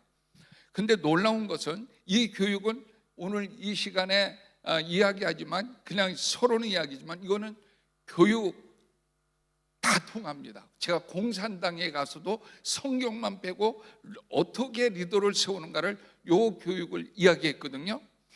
해병대 우리 사단장이 벨 가족인데, 해병대에서도 우리 사령관이 직접 제가 갈 때 5차원 교육을 군에다가 접목했다고 그랬습니다. 유치원, 여기 유치원이 있더구만요. 유치원에도 이 정신을 가지고 교육을 시킬 수 있고, 우리 자녀들에게도 마찬가지 5가지에 비면 안 돼. 요 5가지의 교육을 끊임없이 지도하게 되면 멋진 사람이 만들어진다. 그것이 벨 교육의 실제였습니다. 실화. 또 올려주세요. 씨 뿌리는 비유. 왜 씨 뿌리는 비유가 중요하냐면, 예수님께서 13장에, 마태복음 13장에 보면 밭이 여러 밭이 있는데 여기에 돌짝밭도 있고 길가도 있고 가시밭도 있다. 근데 씨는 똑같은 씨를 뿌렸는데 열매 맺는 씨가 있어. 옥토에 떨어지면 굉장히 중요하네요. 아무리 좋은 복음의 씨가 떨어져도 우리 마음이 다 깨져 있는 사람들이 말씀이 들어가지 않는다. 그래서 제일 중요한 것은 우리에게 말씀을 받을 수 있는 마음의 힘을 가꾸는 것이 굉장히 중요한데, 우리는 마음이 다 깨지든지 말든지 성적만 높여라. 그러하기 때문에 아이들은 영특함은 있는데 마음이 브로큰되어 있는 아이들이 지금 너무너무 많이 일어난다. 굉장히 영특합니다 요즘. 근데 마음은 다 브로큰된다.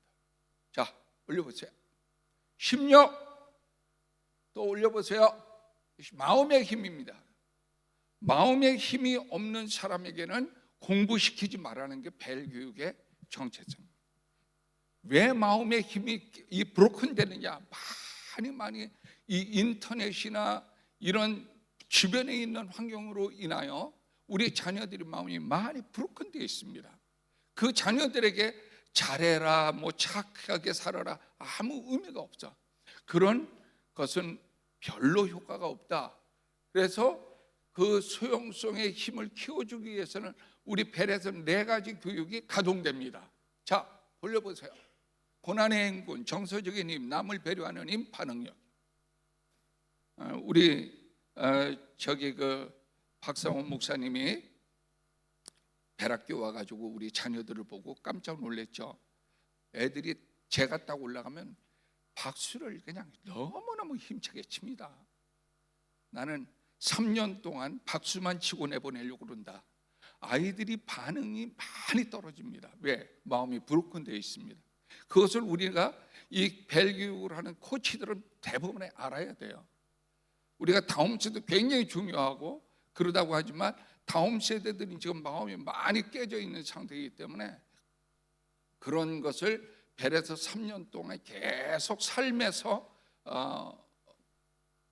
이런 나도 모르는 가운데 교육을 시킨다는 거죠. 정서적인 힘, 노래, 찬양, 예배 이런 걸 다 통해서 아이들의 마음은 은혜 받게 되면 점점 부드러워지겠죠. 자, 다 그냥 넘겨봐요. 또 근데 중요한 것은 이렇게 고난의 뭐 행군도 중요하고 남을 위한 배려도 이런 보이지 않게 하지만 가장 중요한 왜 성경교육이 세상교육을 압도하는가? 하나님의 은혜를 받게 되면, 그래서 우리 다음 세대들에게 오늘 이렇게 교육하는 것은 하나님의 은혜를 받게 되면 하나님께서 일시에도 바꿔버려. 새 영을 너희 속에 두고 새 마음을 너희에게 주겠대요. 하나님께서 마음을 다 바꿔버리신다. 이것이 하나님의 교육이 세상 교육을 바꾸는 힘이다. 두 번째, 지혜의 힘이에요. 지혜를 다해서 사랑하라고 그랬잖아요. 지식을 운용할 수 있는, 참과 거짓을 구분할 수 있는. 여기 오기 전날 월요일 날 제가 대덕연구단지에 연구원들하고 선교사 파송 기구를 해요. 계속 기도회를 해. 왜냐면 제가 대학을 갔다가 몽골 국제대학도 이사장 해봤고 라오스에도 이사장 한번 해보니까 거기는 제일 중요한 게 교수 요원들이 중요하단 말이에요. 근데 교수 요원들이 어디에 많이 있어요? 대덕연구단지에 수만 명이 있어. 거기에 반드시 은혜 받은 사람이 은혜 받으면 세상 것 포기하고 선교사라고 하겠습니다, 이런 사람이 있을 거다 해가지고 그때부터 교수 요원들 DMT넷이라는 선교사 파송 기구를 만들었거든요. 오기 전날 모임이 있었어요. 거기에 어떤 연구원이 있느냐면 전자통신연구원은 우리나라 최첨단 정보, 에너지, 챗 뭐 이런 연구하는 기관이잖아요. 거기에서 챗을 연구하는, 인공지능을 연구하는 연구원이 대표가 하나 있어요. 앞으로 큰일 났어요, 여러분. 이제는 챗 GPT 5.0이 나왔답니다. 어느 정도냐, 이거는 아직 발표 딱 되지는 않지만 어느 정도냐면 자기가 알아서 다 문서를 작성한대요. 어마어마한 세상이 지금 들어왔어요. 이번에 여러분들 노벨상 화학상 수상자, 물리학상 수상자가 다 어떤 사람인 줄 아세요? 우리 이충일 대표한테 들었어요. 이번에 인공지능 AI 전문가들이 노벨상하고 화학상 다 들었어요. 그 사람들 물리학, 화학 별로 관계없는 사람이 왜 쓸었는가를 이유를 물어봤어. 알파고를 해가지고 이 세도를 이겼던 그 사람이 이번에 화학상을 탔어요. 놀랍지 않아요? 왜냐하면 그 이유는 딱 하나예요. 인공지능으로 인해서 20만 개의 단백질을 분류하는데 과학자들은 몇 년이 걸린대요. 근데 인공지능으로 딱 넣어가지고 돌리면 수분 만에, 몇 분 안에, 몇 시간 안에 몇십 년, 몇백 명이 과학자들이 한 걸 만들어낸다는 거예요. 그래서 노벨상, 화학상이 다 인공지능 같아요. 이제는 지혜의 힘 없으면 안 된다. 그래서 지혜는, 놀라운 것은 지식의 탁월함이 아니라 이제는 하나님을 알 수 있는 지혜가 없이는 이 세상을 살아갈 수 없다. 그게 이제 지혜의 힘이요. 우리가 말하는 지식의 힘이 아닙니다. 성적주의가 아닙니다. 성적은 상품을 만듭니다.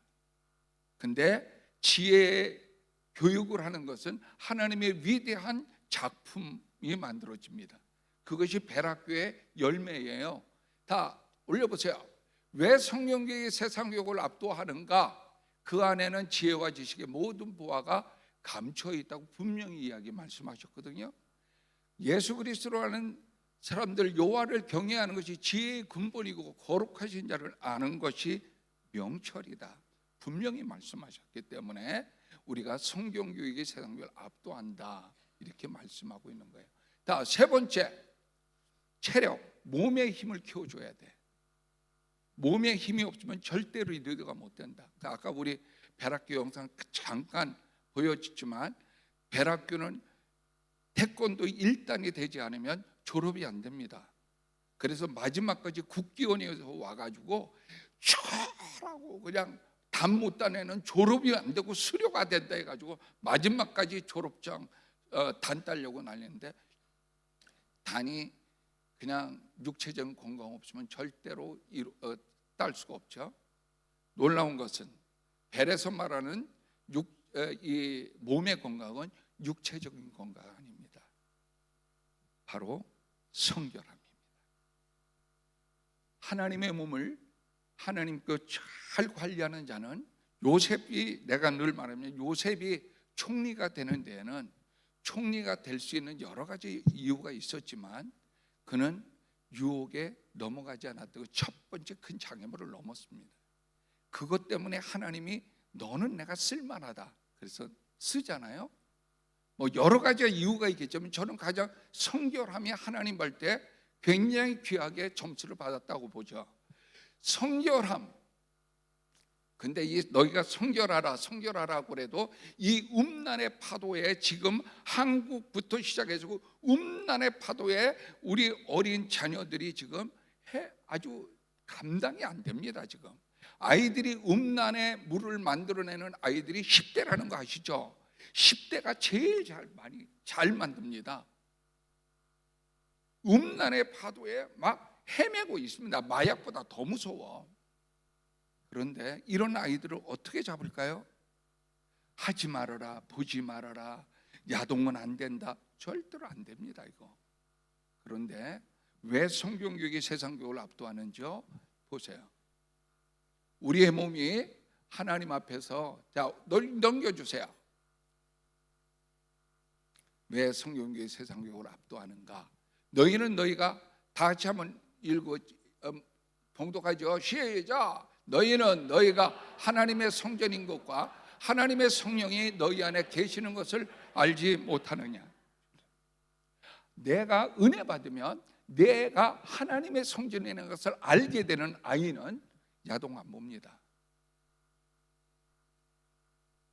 애들이 하나님의 은혜 받게 되면 내 안에 하나님의 영이 가고 내가 성전이고라는 걸 철두철미하게 깨닫게 되면 사고 안 칩니다. 우리 자녀들의 모습이 바로 그런 모습을 보게 됩니다. 그렇기 때문에 이런 자녀들이 되어야 세상을 바꾼다. 자, 또 올려주세요. 자기관리의 힘입니다. 자기관리의 힘에는 네 가지를 보고 있어요.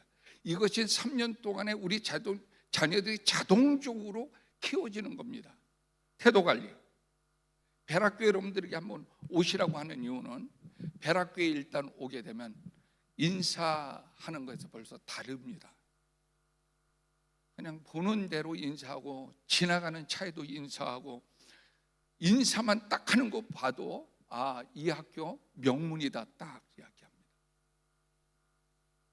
그러니까 우리 자녀들에게 우리 부모들이 또 우리 자녀들이 얘 아이가 어른을 어른처럼 대하는 인사법만 그냥 유치원에서 계속 가르쳐주고 부모가 언제 흐뭇해져?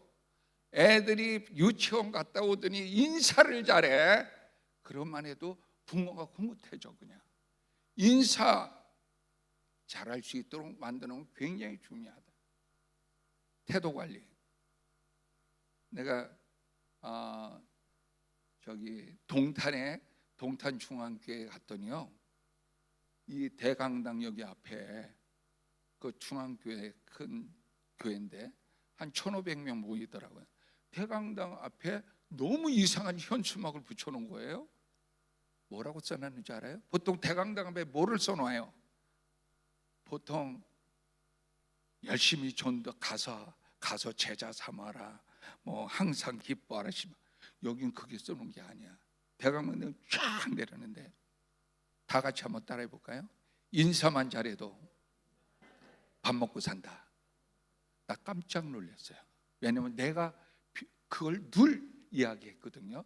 인사만 잘해도 너희들 평생에 밥 먹고 산다. 정말 우리 주변에 인사만 잘해도 밥 먹고 사는 사람들 많거든요. 목사님, 그 담임 목사님한테 물었어. 저거 내 저거 카피한 거 아니냐고 그랬더니 아니라는 거예요. 어떻게 저걸 강단 앞에 이렇게 써놨냐 하니까 자기 아버지 유언이었대요. 나 깜짝 놀랐어요.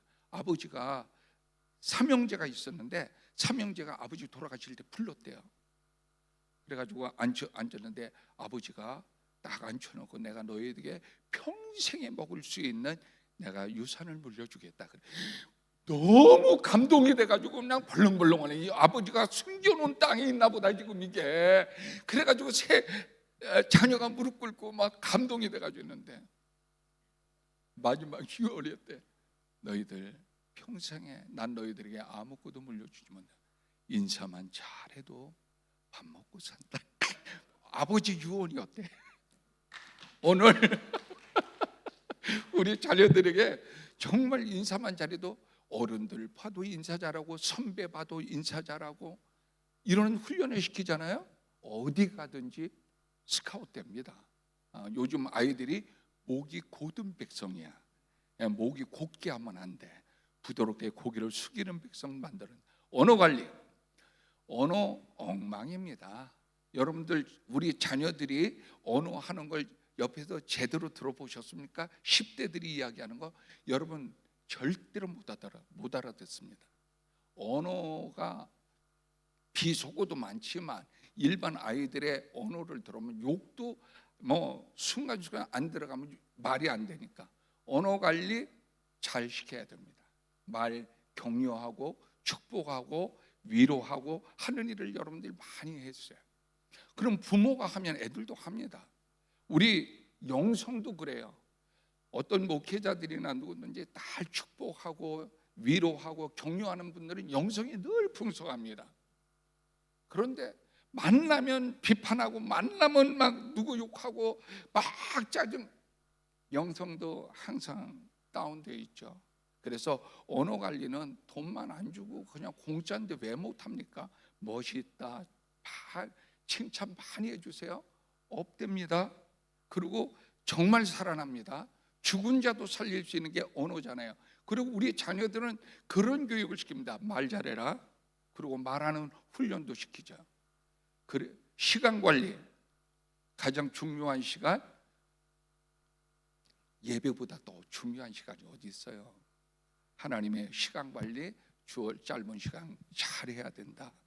그런 시간 관리 잘 할 수 있도록 자기 꼭 시간표 써서 중요한 게 뭔지, 먼저 할 게 뭔지를 가르치죠. 재정 관리.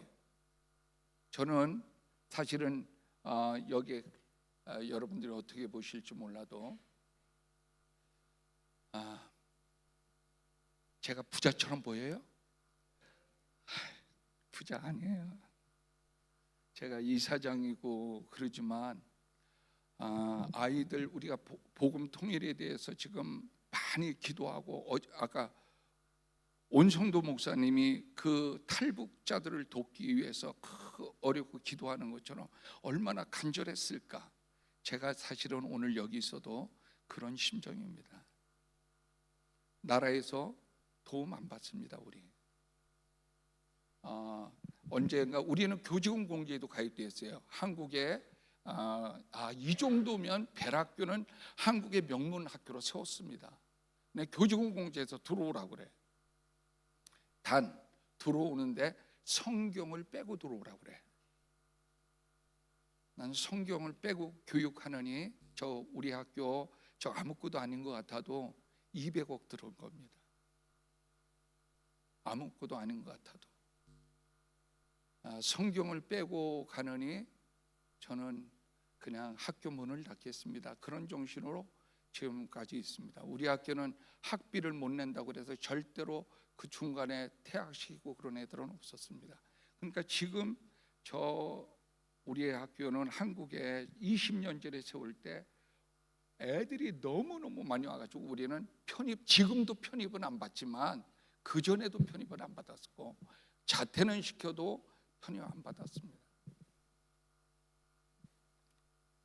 나라에서 돈 대줄 테니까 빼고 들어오라고. 이용남 목사님 저러다가 안 되겠다. 안 들어갑니다.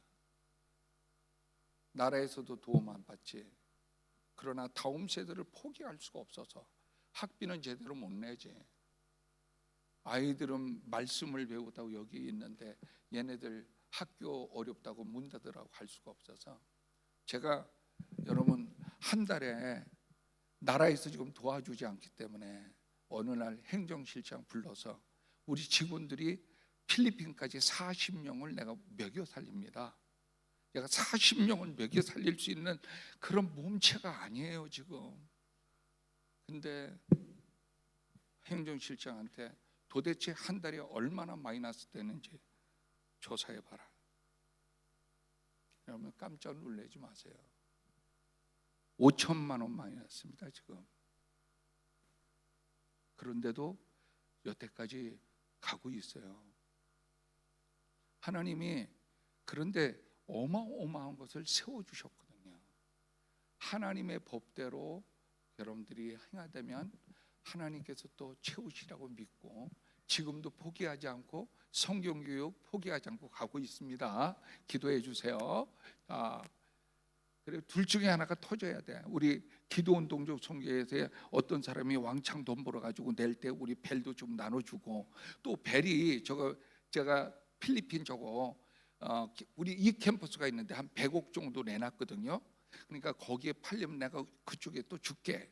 그래가지고 나누자고. 우리 둘 중에 하나 대박이 터져야 되지. 근데 나는 우리 이면수 목사님이 북한에 그렇게 할 때 딱 앉아가지고 거기 얼마가 필요해요? 그러면 딱 10억 필요해. 그러면 어느 사람이 바로 긁어가지고 막 10억도 주고 그러는데 나는 계속 준다는 사람 많은데 아직 안 와. 이게 문제야. 올 때가 됐는데. 자, 마지막 인간관계입니다. 성경이 세상별로 압도하는가?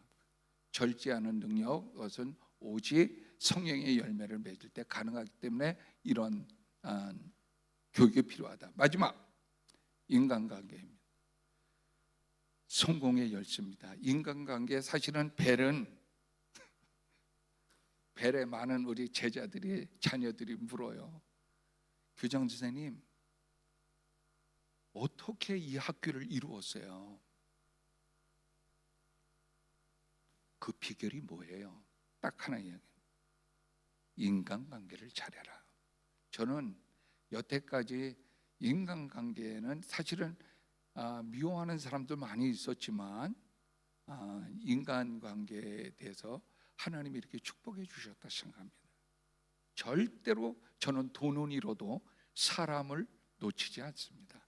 많이 베풀고 지금도 나 굉장히 부자처럼 여기나 봐요. 뭐 밤낮 도와달래요. 그래서 도와달 수 있는 동안 이 양모 다 도와줘라. 가능하면 벨에는 인간관계만큼은 무슨 일이 있어도 사람을 포기해서는 안 된다.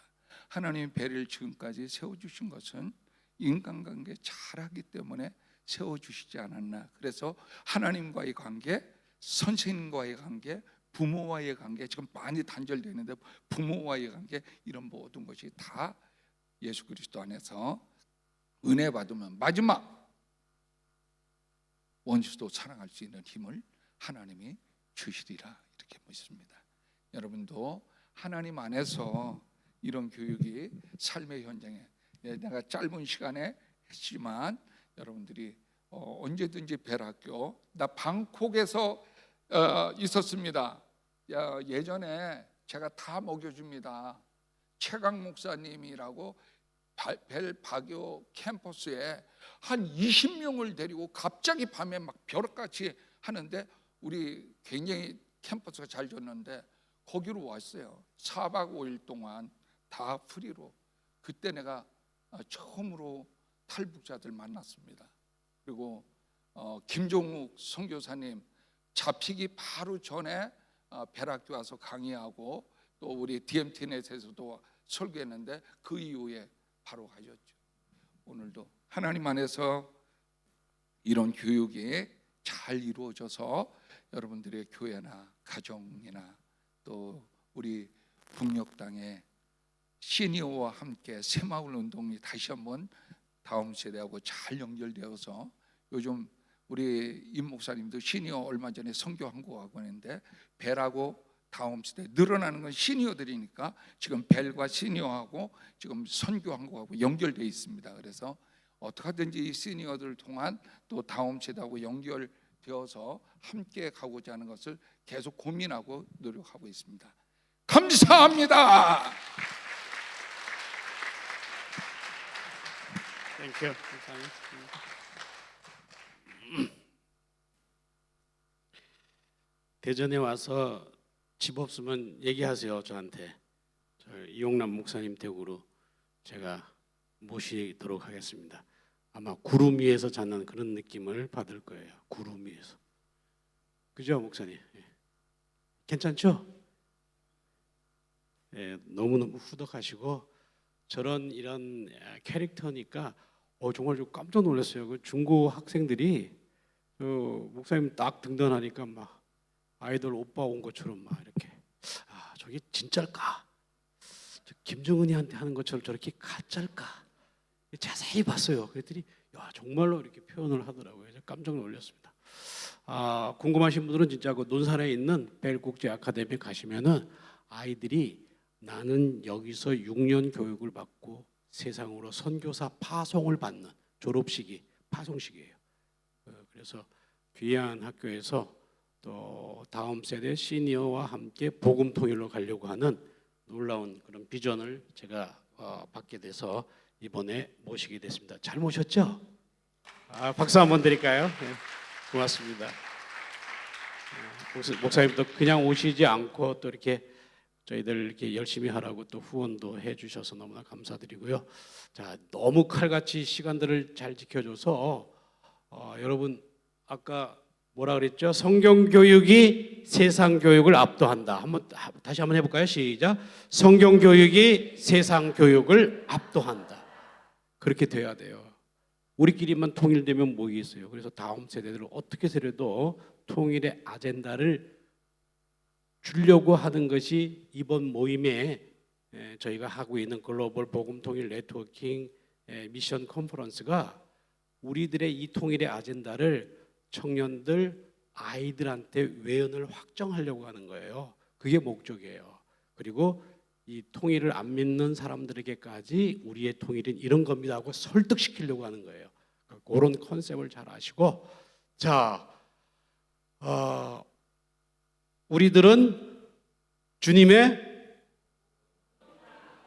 다들 지금 졸렸는지 지금 다시 한번, 우리들은 주님의, 일어나서요. 시작. 일어나서 우리들은 주님의, 자, 지금부터 3시 30분까지 자유롭게 휴식을 취하시고 3시 반에 이 자리로 모이도록 하겠습니다.